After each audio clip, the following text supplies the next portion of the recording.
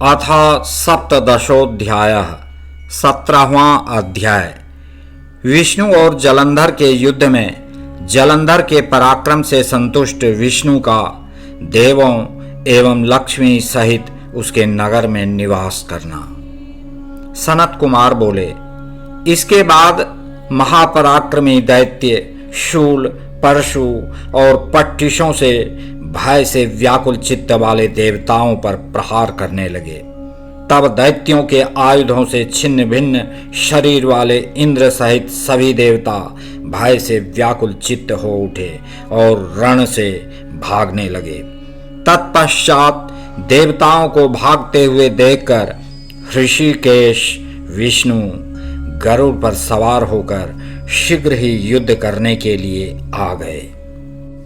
भक्तों को अभय देने वाले वे विष्णु चारों ओर प्रकाश फैलाते हुए सुदर्शन चक्र को हाथ में धारण करने के कारण अत्यंत शोभायमान हो रहे थे। हे मुने, समस्त युद्धों में विशारद शंख, खड्ग, गदा एवं शार्ंग धनुष धारण किए हुए कठोर अस्त्रों से युक्त तथा अत्यंत कुपित उन महावीर विष्णु ने शार्ंग नामक धनुष चढ़ाकर उसकी टंकार की। उसके महान नाद से त्रिलोकी व्याप्त हो गई। क्रोध में भरे हुए भगवान विष्णु ने धनुष से छोड़े गए बाणों के द्वारा करोड़ों दैत्यों के सिर काट डाले। उस समय अरुण के छोटे भाई गरुड़ के पंखों की वायु के वेग से पीड़ित हुए दैत्य आकाश में पवन प्रेरित बादलों के समान चक्कर काटने लगे। तब दैत्यों को गरुड़ के पंखों की आंधी से पीड़ित देखकर देवताओं में भय उत्पन्न करने वाले महादैत्य जलंधर ने अत्यधिक क्रोध किया। उन्हें दैत्यों को मर्दित करता हुआ देखकर फड़कते हुए ओठों वाला वह जलंधर विष्णु से युद्ध करने के लिए वेग पूर्वक आ गया। उस दैत्यपति ने देवताओं तथा असुरों को भय उत्पन्न करने वाला महानाद किया। उससे सुनने वालों के कान विदीर्ण हो गए। दैत्य जलंधर के महाभयंकर नाद से सारा जगत व्याप्त हो गया और कांप उठा।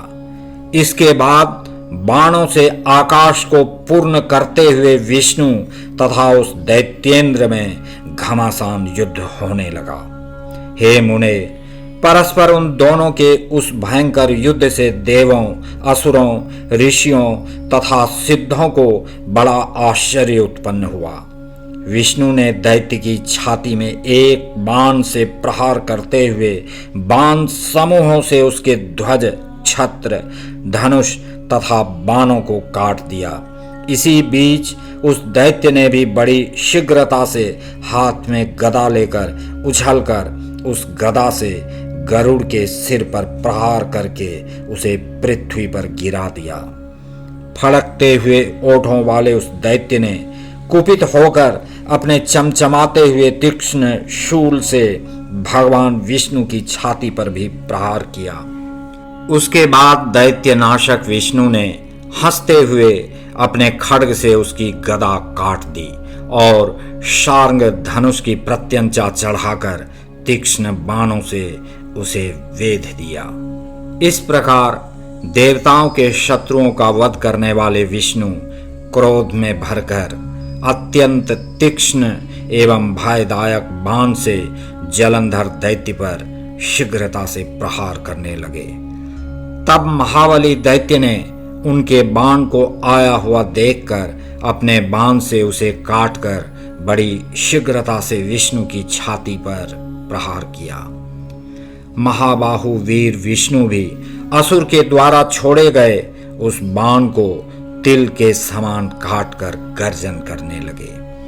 फिर क्रोध से कांपते हुए विष्णु ने जब दूसरा बाण धनुष पर रखा, तभी महाबली उस दैत्य ने अपने बाण से उस बाण को काट डाला। तब वासुदेव विष्णु ने क्रोध पूर्वक उस राक्षस के विनाश के लिए पुनः धनुष पर बाण चढ़ाया और सिंह की भांति गर्जना की। बलशाली दैत्येंद्र जलंधर ने भी क्रोध से अपने ओठों को काटते हुए अपने बाण से विष्णु के उस शार्ंग नामक धनुष को काट डाला। इसके बाद देवताओं को भय देने वाला, उग्र पराक्रम वाला तथा महावीर व दैत्य तीक्ष्ण बाणों से मधुसूदन पर प्रहार करने लगा। तब कटे हुए धनुष वाले लोक रक्षक भगवान विष्णु ने जलंधर के विनाश के लिए अपनी विशाल गदा चलाई। जलती हुई अग्नि के समान विष्णु के द्वारा चलाई गई वह अमोघ गदा बड़ी शीघ्रता से उस राक्षस के शरीर में लगी। वह महादैत्य उसके प्रहार से पुष्पमाला से आहत हुए मदोन्मत्त हाथी के समान कुछ भी विचलित नहीं हुआ। तदनंतर देवताओं में भय उत्पन्न करने वाले रण दुर्मद उस जलंधर ने क्रोध में भरकर अग्नि के सदृश त्रिशूल विष्णु पर चलाया। तब विष्णु ने शिवजी के चरण कमलों का स्मरण करके अपने नंदक नामक खड्ग से शीघ्र ही बड़ी तेजी से उस त्रिशूल को काट दिया। त्रिशूल के कट जाने पर उस दैत्य ने सहसा उछलकर शीघ्रता पूर्वक आकर अपनी दृढ़ मुष्टि से विष्णु की छाती पर प्रहार किया। तब उन महावीर विष्णु ने भी उस व्यथा की चिंता न करके अपनी दृढ़ मुष्टि से जलंधर के हृदय पर प्रहार किया। तदनंतर जानुओं, बाहुओं एवं मुष्टियों से पृथ्वी को शब्दायमान करते हुए उन दोनों महावीरों का बाहु युद्ध होने लगा। हे मुनि श्रेष्ठ, इस प्रकार उस दैत्य से बहुत देर तक युद्ध करके विष्णु विस्मित हो गए और मन में दुख का अनुभव करने लगे। इसके बाद मायाविदों में श्रेष्ठ तथा माया करने वाले विष्णु ने प्रसन्न होकर मेघ के समान गंभीर वाणी में दैत्यराज से कहा। विष्णु जी बोले, हे दैत्य श्रेष्ठ, तुम महाप्रभु रण दुर्मद तथा धन्य हो, जो इन उत्तम आयुधों से तनिक भी भयभीत नहीं हुए। मैंने इन्हीं उग्र आयुधों से महायुद्ध में बहुत से दुर्मद तथा वीर दैत्यों को मारा है।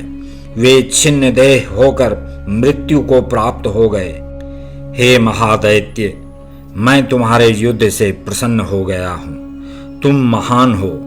तुम्हारे समान वीर चराचर सहित त्रिलोकी में आज तक दिखाई नहीं पड़ा। हे दैत्यराज, तुम्हारे पराक्रम से मैं प्रसन्न हूँ। तुम्हारे मन में जो भी हो उस वर को मांगो, वह अदेय हो तो भी तुम्हें दूंगा। सनत कुमार बोले, उन महामायावी विष्णु का यह वचन सुनकर महाबुद्धिमान दैत्यराज जलंधर ने कहा। जलंधर बोला, हे भावुक, यदि आप प्रसन्न हैं तो मुझे यह वरदान दीजिए कि आप मेरी बहन तथा अपने गणों के साथ मेरे घर में निवास करेंगे। सनत कुमार बोले, उस महादैत्य के इस वचन को सुनकर खिन्न मन वाले देवेश भगवान विष्णु ने ऐसा ही हो यह कहा। उसके बाद विष्णु जी सभी देवताओं एवं महालक्ष्मी के साथ जलंधर के नगर में आकर निवास करने लगे। तब हर्ष से पूर्ण मन वाला वह जलंधर भी अपने घर आकर अपनी बहन लक्ष्मी और विष्णु के साथ निवास करने लगे। वह जलंधर देवताओं के अधिकार पर दानवों को नियुक्त कर हर्षित होकर पुनः पृथ्वी पर लौट आया। वह सागर पुत्र जलंधर देव, गंधर्व एवं सिद्धों के पास जो रत्न संचित था उसे अपने अधीन करके रहने लगा। वह महाबली पाताल लोक में महाबलवान निशुंभ नामक दैत्य को स्थापित कर शेषादि को पृथ्वी पर ले आया और देव, गंधर्व, सिद्ध, सर्प, राक्षस तथा मनुष्यों को अपने पुर में नागरिक बनाकर तीनों लोकों पर शासन करने लगा। इस प्रकार देवगणों को अपने वश में करके जलंधर धर्म पूर्वक प्रजाओं का पालन वैसे ही करने लगा जैसे पिता अपने औरस पुत्रों का पालन करता है। उसके धर्म पूर्वक राज्य का शासन करते रहने पर कोई भी रोगी, दुखी, दुर्बल और दीन नहीं दिखाई पड़ता था।